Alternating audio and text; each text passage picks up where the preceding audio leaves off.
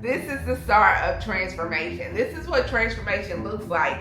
It's when you actually take your time and design and develop the person that you want to be. And you get up every day, you're dedicated to be 1% better than the person that you were yesterday. I thought that the hardest part would be leaving the familiar, getting on the plane. We talked about that. We talked about the bricks.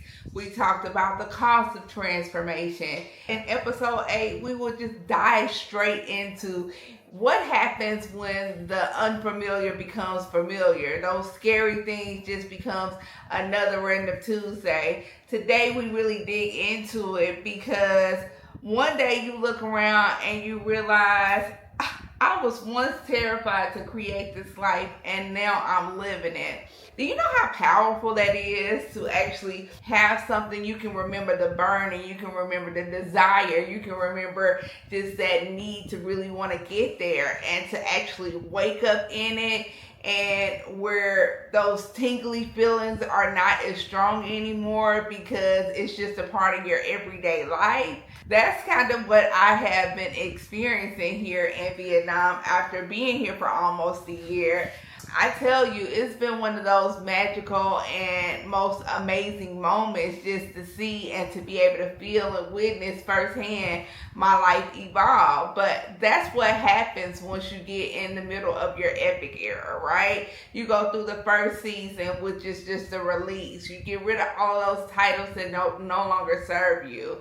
You really get to one-on-one with yourself, like, who am I without the titles defining me? What do I want to do? Who do I want to be? Once you get past that and you really get in your reset phase of the era, that's when things start to change. That's kind of where you have your genie, which is your mind, and you get to rub on that to really decide kind of who is this person that I want to rebuild. During my reset, what will that look like? So that's kind of where I am in this whole process. I have had the opportunity to really just go through my reset phase. I've had the opportunity to really design the life that I want to live for myself, and then really understand those bricks and the steps that I need to take to start the rebuilding phase. The epic era really rolls out in 3 different phases. You have your release first. That's where you get rid of all the dead weight. You like, okay, this doesn't serve me. This doesn't serve me. Nope, not it. Nope, not it. And then you work on, what does the reset look like? Okay, I've gotten rid of all of these nasty bags that were holding me down, all of these mental barriers that were holding me down. I have refused to continue with those. I have left those in their place. I've left those behind. Now what is this so important phase? Because you have the creative ability to really draw out your life. What does my reset look like? How can I put the pieces in place to really put together a dynamic life? Now I don't have anybody telling me who I can be, what I can be, what I need to do. I actually get to reset my life and make it be what I want it to be. What does that look like? That's where you have your pen out, your magic wand, and you're able to really write those things down without the parameters that people, locations, situations, or things place on you. So that's beautiful. Okay, so I get to reset my life. I get to use my pen as my magic genie, and I get to actually design the life that I want. Now you get to go rebuild her. What does that look like for you? If I'm in my rebuilding phase, in my reset phase, which is stage 2, I've already decided, okay, my magic pen says, okay, I want to be more disciplined. It says, I want to be more consistent. It says, whatever that thing is for you that you wrote out during your phase 2 of resetting your life. Now it's time to go to work. What steps does it actually take for you to build that? How do you rebuild the life that you wrote in phase 2? How do you become the person that you wrote in phase 2, which is in the reset phase? What does that look like? What steps does it take? Does that person go to the gym 3 times a week, 5 times a week? Does that person meet new people? Does that person go to new networking classes? How do you show up? How should you show up for yourself? The reset era. Like, how do you show up for yourself yourself in that moment in time. And then you rebuild it. That's when the bricks come into play, because you take the time to actually start layering those bricks, and actually putting your life together and living out your best era ever. This is the start of transformation. This is what transformation looks like.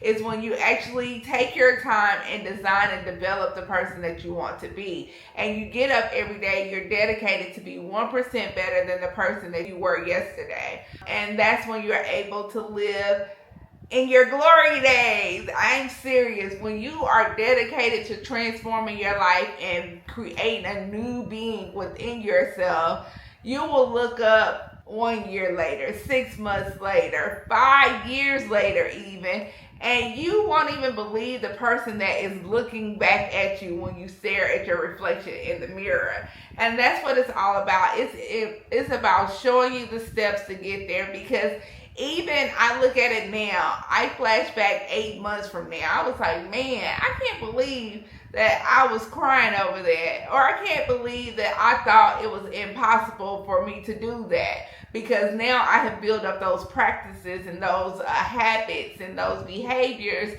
to really live that out in my daily life. The only limits that you have on yourself are the ones that you put on yourself through your mind. I have learned that, because a lot of times I felt like the things that I wanted, the dreams that I had in my heart, I felt like that they were impossible. They were only impossible because I didn't have the knowledge around it. I didn't have the developed habits that were needed to bring them into fruition. And I had a negative mindset around what it would take to actually produce those things. So once you get rid of all of those things, you're actually able to live in that epic era, enjoy yourself more in that epic era, and new and amazing things will be revealed to you.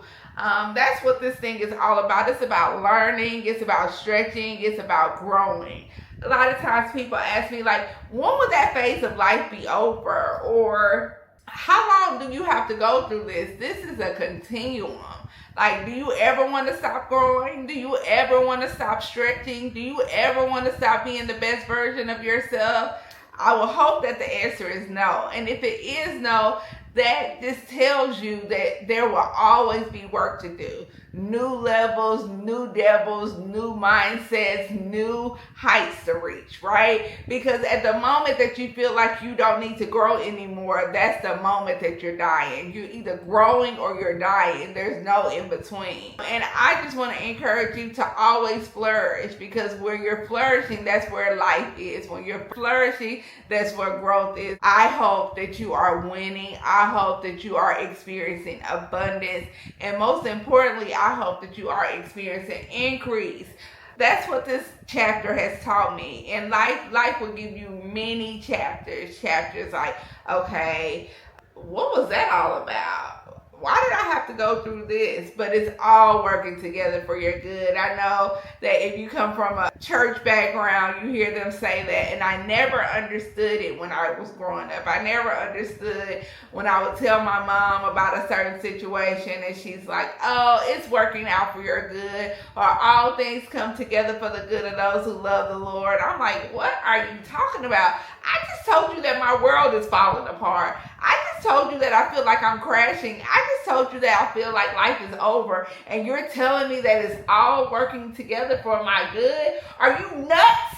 That's what I was feeling, but I dare not say that because it was my mom most of the time who was explaining those situations. But I am here to tell you that I am a witness. I am proof that I can tell you it does all work together for your good. Those steps, those bricks, those moments, those habits, those consistent times, those disciplined outlooks and mindsets, they all work together for your good. So do not stop. Be encouraged and know that when you're taking one step forward, one step forward, one step forward, it will end up getting you the results that you're looking for. I would like to also let you know, inform you, great news.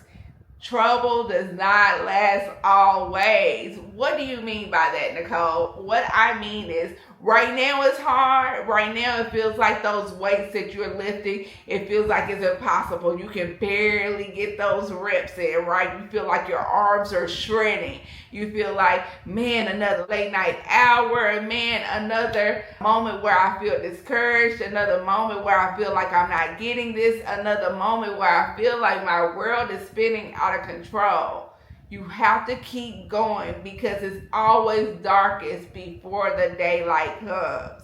And if your goal is to get to the other side, this is just a necessary evil. These things are just the necessary items that's needed for you to get on the other side. You have to endure. It's a part of it. If you don't endure and if you quit, you will never see what the end will be. And I think that we all start out so we can see the beautiful ending that we're looking to achieve and receive in life. But if we quit, if we get in our own ways, we will never be able to get to that side.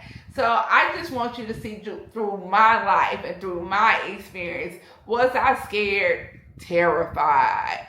Did I make it through? Absolutely. Am I living in my glory day? One of them, because as I ascend to the different levels, I'm going to have many of glory days. But the only way I won't achieve them and the only way I won't get there is if I quit, if I give up, if I don't believe in the things that have been placed in my heart, if I don't exercise discipline, if I don't exemplify courage, I'll never get what I'm looking to receive. So if you are on the verge and you're like, where do I start? Remember the 3 R's. Remember to release those things that no longer serve you. Remember to reset your life and write down, journal, whatever that thing is for you, your magic genie, to really decide what those things are that you want to see take place in your life, the steps that it's going to take to get there. And then step 3, rebuild her, rebuild him, rebuild it to that thing that you're looking to see, to the thing that you're looking to be, but most importantly, become who you were always meant to become. You don't have to stop at the point of your pain. You don't have to stop at the point of your discouragement. You don't have to stop where you feel like all of the brick walls have stacked up against you. You don't have to stop there. You press through. You see yourself through to the other side, and I guarantee. I can't guarantee you money, but I can guarantee if you see yourself through these phases in life that were meant to knock you down and take you out, if you see yourself through those, you will be absolutely, positively thrilled at the person that you become on the other side. So, all things epic, baby. Stay in excellence. Stay in it. It's meant for you. It's your birthright. Stay in that perfect zone that you have for yourself. You know what the perfect zone of your life looks like. You know what you're shooting for. Stay in intelligence. You always feed your mind. Always tell yourself, teach yourself something new. Always stretch yourself. And most important, live in the extra side of life. Live on the extra side of life. We were never meant to be average. We were never born to be ordinary. But we are born to be epic. Peace.